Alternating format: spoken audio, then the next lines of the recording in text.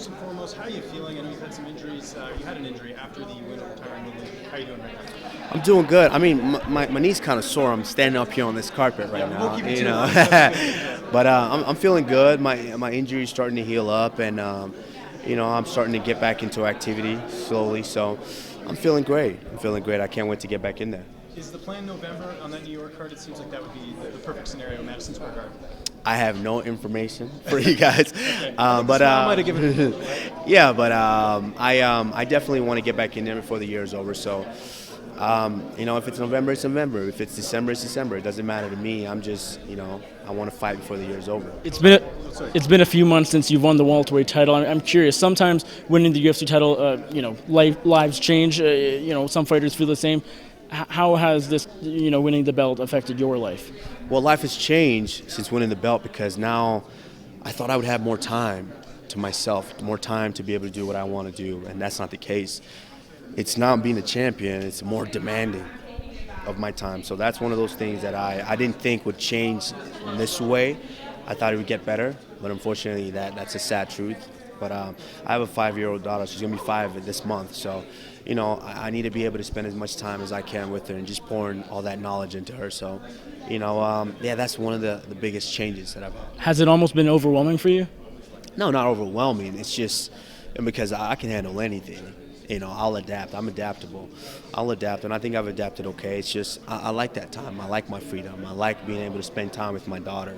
And so, you know, being able to have to be on the road every week or every other week, it's a little, it's not the, you know, the most fun for me, and I don't like flying anyways.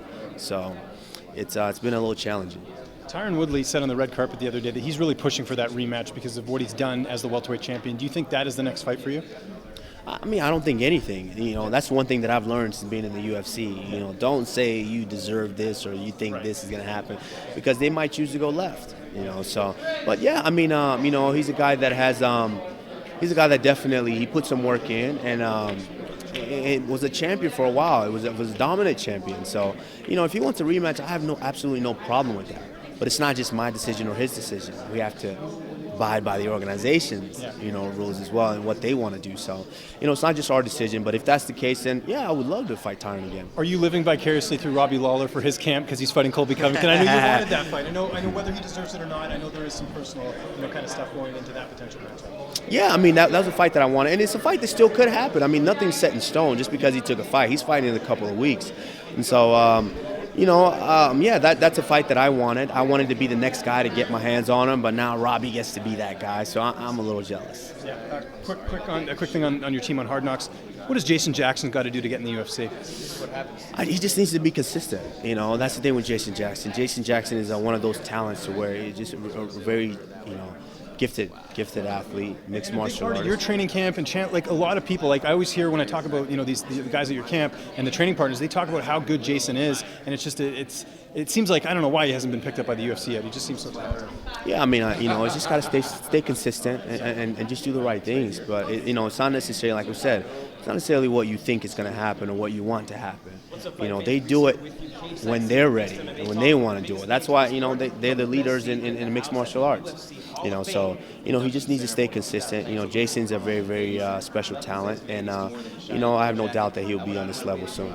With Colby booked, do you think, I know you've been asked this a lot, but is Askren Masvidal a winner next?